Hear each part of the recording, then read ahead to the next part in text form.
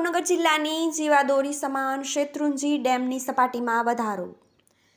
ધારી ખોડિયાર ડેમના દરવાજા ખોલવામાં આવ્યા, જેને લઈને શેત્રુંજી ડેમમાં નવા નીરની આવક શરૂ થઈ છે।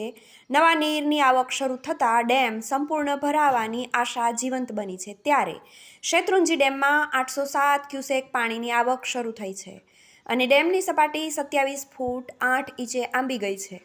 શેત્રુંજી ડેમમાં નવા નીરની આવક થતાં જિલ્લાવાસીઓમાં ખુશીની લાગણીઓ જોવા મળી રહી છે।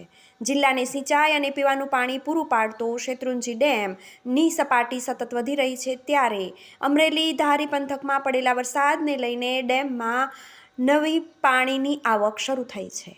બ્યુરો રિપોર્ટ, શાશ્વત સમાચાર, પાલિતાણા।